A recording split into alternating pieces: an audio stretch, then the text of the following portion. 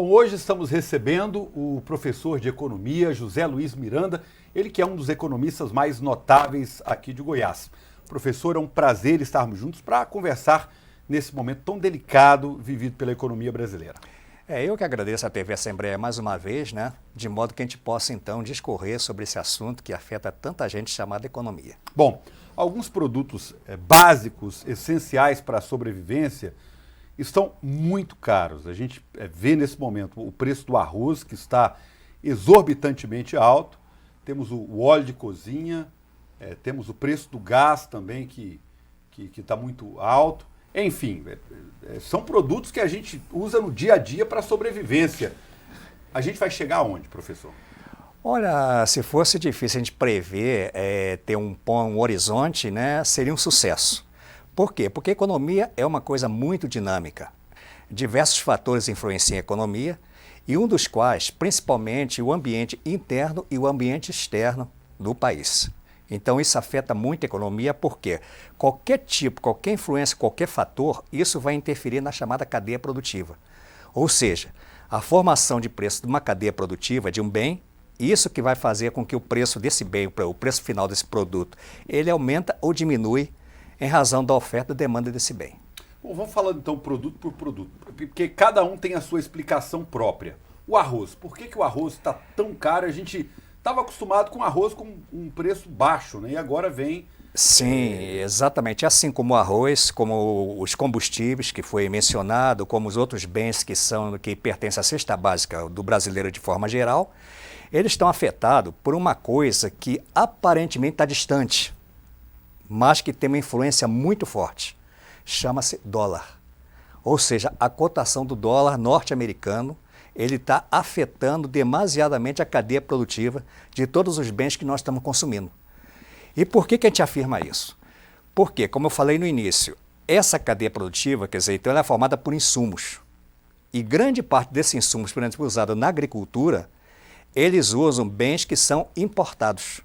E se esses bens são importados, a cotação deles ela é definida pela variação do dólar. Então, quanto mais alto o dólar, mais alto o preço do bem do insumo e, consequentemente, também mais alto o preço do bem final que nós pagamos no nosso dia a dia. Tá? Aí diz, mas por que acontece isso? Isso acontece também em outros países? Bom, qualquer país está sujeito a esse processo. Qualquer país. Aí é que entra a chamada política governamental. Através de um planejamento. Então, o governo, por exemplo, quando se começou a pandemia, lá em março, no final de fevereiro, início de março, você já tinha informações estratégicas de como ela iria acontecer, quais os impactos que ela poderiam ter, ou que poderia ter na sociedade. Então diz, bom, a sociedade, se a economia tende a ter uma parada, vamos dizer assim, uma interrupção do teu processo normal de produção, então eu, enquanto governo, teria que pensar o seguinte, pelo menos os gêneros de primeira necessidade, eu tenho que partir para fazer um estoque estratégico. Então, o que é o estoque estratégico? É o seguinte, olha, se eu tenho, é como se eu tivesse uma empresa, então a empresa eu tenho que ter pela uma certa reserva, tá? Então, aquele o governo... estoque regulador. Estoque regulador, que chama-se estoque estratégico, que na verdade estoque estratégico é um estoque regulador. Uhum. E o governo não se preocupou com isso, tá? Então, quando não existe esse estoque regulador ou esse estoque estratégico, então o país, e aí nós que estamos dentro do país, ficamos suscetíveis a influência do preço internacional e aquilo que eu falei no início, a cotação do dólar. Essa questão da venda do produto brasileiro para outros países, especialmente para a China, e desabastece o mercado interno, também interfere no preço? Interfere também, e aí tem mais uma coisa interessante, Thiago. Ora, esses bens que nós consideramos essenciais, mesmo o arroz, tá? A soja, o milho, que são itens também que faz parte da cadeia produtiva também. A carne, né? A carne. Isso é definido longe do Brasil. Então, esse preço é definido internacionalmente na chamada Bolsa de Mercadoria de Chicago, nos Estados Unidos.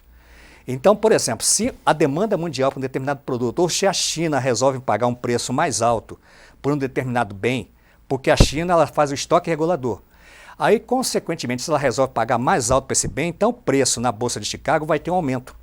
E, consequentemente, isso vai afetar o preço interno também do país. Tá?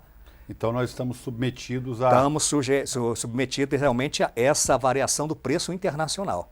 É onde, mais uma vez, eu volto a falar da importância do governo, do planejamento do governo na formação do chamado estoque regulador ou estoque estratégico. Professor, é bom, se o Brasil, porque o Brasil ele tem um costume muito grande de vender para fora. Sim. A gente exporta muito, mas a política de importação nossa é muito fechada. Sim. É fechada por causa do imposto, é fechada por causa da política mesmo. O que nos atrapalha de comprar? Porque a gente só vende, mas na hora de comprar, não compra. E aí a gente fica submetido ao preço, a um preço sem concorrência aqui dentro. Basicamente, Tiago, é o imposto. O imposto. Basicamente, o inviabiliza imposto. O interesse. Pode inviabilizar o interesse, entendeu? Agora, além do imposto, tem algumas barreiras sanitárias, mas o principal é imposto, tá? Então, o imposto, quanto mais alto o imposto de importação, isso tende a dificultar a entrada dos bens importados no país. É como se você criasse uma certa reserva de mercado. Mas só que, ao invés de você falar, nós vamos fechar a economia, não. Nós mantemos a economia aberta, mas fazemos uma espécie de fechamento através da tributação. Professor, a previsão para 2021, ela é uma previsão animadora ou o que a gente tem pela frente é um futuro incerto e até negro? Eu acrescentaria que ainda é um futuro incerto, tá? Por quê? Porque o que vai acontecer em 2021, Tiago, vai depender daquele planejamento que vai se fazer no ano de 2020, tá? Então é consequência daquilo que se faz nesse ano de 2020. E o que acontece é que esse ano nós não estamos vendo planejamento algum. Professor, o auxílio emergencial, ele finda no mês de dezembro. Sim. Já foi reduzido pela metade, o governo diz que não tem condições de pagar mais do que o mês de dezembro. Esses milhões de brasileiros que estão vivendo hoje agarrados a essa ajuda que o governo federal tem dado, o que vai ser deles? Qual o reflexo direto na economia geral vai trazer esse encerramento do auxílio emergencial? Vai ter reflexo, a não ser, aí outra vez entra a negociação, porque é preciso você ter um bom relacionamento parlamentar, de modo a conseguir uma certa flexibilização junto ao Congresso Nacional.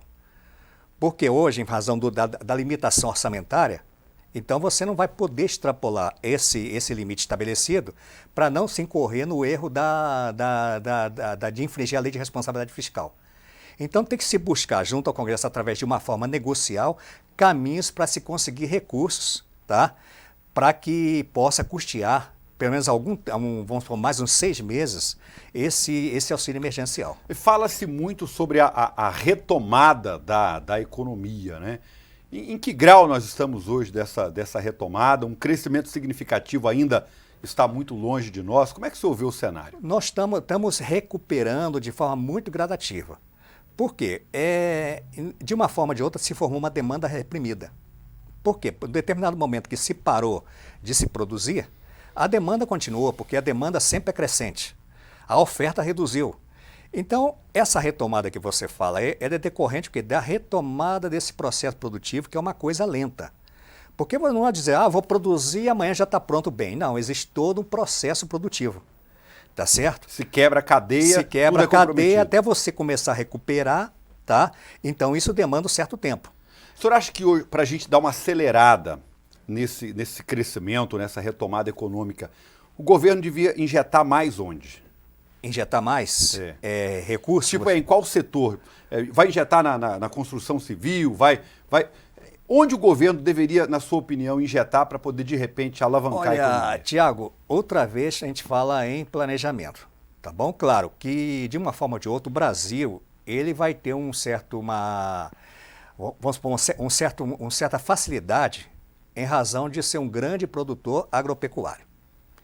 E a agropecuária se chama o quê? Alimento. Tá? E alimento, então, seria talvez uma vertente mais prioritária se trabalhar realmente na questão agropecuária, tá? Inicialmente. Agora, investir onde está dando certo. Onde está dando naquele momento, exatamente. E também canalizar parte desse produto que está sendo exportado, e outra vez entra a figura do estoque regulador, trazer isso para dentro do país também. Não apenas estar exportando e desabastecendo. Se não produz muito, mas o brasileiro não consegue ter acesso ao alimento. Não consegue ter acesso. E a outra coisa, isso aí vai ser essencial, não só para o ano de 2020, 2021, mas os anos subsequentes também, investimento maciço em infraestrutura. Tanto que em economia nós chamamos a infraestrutura social e a infraestrutura econômica. Então, primeiramente, a infraestrutura social, o que é que nós falamos? Saneamento básico, e aí isso veio muito à tona agora com a pandemia. Você viu como é que está o nível de degradação, principalmente nas periferias, tá certo? A parte de saneamento básico significa saúde também, porque se tiver uma boa política de saneamento básico, isso impacta menos na questão da saúde, porque permite uma prevenção maior, tá certo? A questão da estrutura hospitalar também, que está dentro do escopo da infraestrutura social.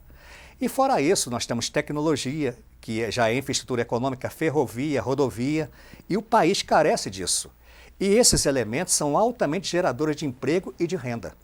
Agora, é necessário que haja uma política estratégica que defina os caminhos para que isso venha acontecer. Professor, para a gente encerrar, a dona de casa, muitas delas estão apavoradas com o preço do gás, que voltou a subir novamente há poucos dias. Sim. Por que está tão alto o gás, já que o governo havia, inclusive, falado que a intenção era reduzir esse preço? E aí, dentro ainda do assunto gás, abrir para a concorrência vai ajudar a reduzir o preço? Não tende, nesse momento não tende a ajudar muito. Mas o que leva, por exemplo, ao gás ter esse incremento de preço, outra vez falamos dólar e a outra vez falamos petróleo. Tá? Então, porque o gás é um derivado do petróleo. Então, se a cotação do barril de petróleo ele tem um aumento, tá?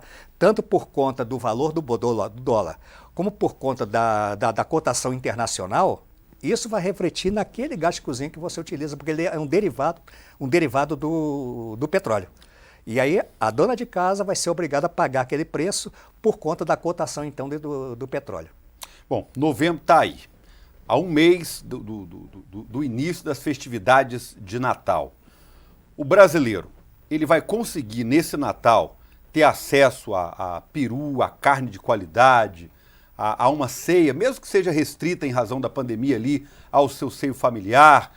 Ou você acha que o preço vai ficar muito alto esse ano e inacessível para boa parcela da sociedade? Talvez haja uma pequena redução, porque na medida em que começa a ter produção em razão do incremento da cadeia produtiva, então há um aumento da oferta do bem. O preço pode regular, então. O preço pode regular, o preço pode cair. Agora, a vertente é a renda. Então, quem é que vai ter a renda para manter, por exemplo, aquilo que nós fazíamos há 2 ou 3 anos passados? Então, a vertente vai ser chamada renda. Tá? Então, se realmente se houver uma geração de empregos, ou a geração começar a ter uma geração de emprego e, consequentemente, você trazer renda, isso tende que no final do ano você possa ter uma folga maior. Mas isso é só expectativa, viu, Tiago? Isso é expectativa, o que se pensa, ou que se deseja. Agora, se isso efetivamente vai ocorrer, ainda é uma incógnita. José Luiz Miranda, professor de economia, conversando conosco. Muito obrigado pelos esclarecimentos. Até uma próxima, espero que breve oportunidade. Tá ok, Tiago. Eu agradeço a toda a equipe da TV Assembleia. Sempre uma satisfação estar fazendo encontro com vocês, estar trocando essas ideias, né? Porque economia é uma coisa muito rica, tá? Apesar dos economistas. Muito obrigado. Um forte abraço a todos e até a próxima oportunidade.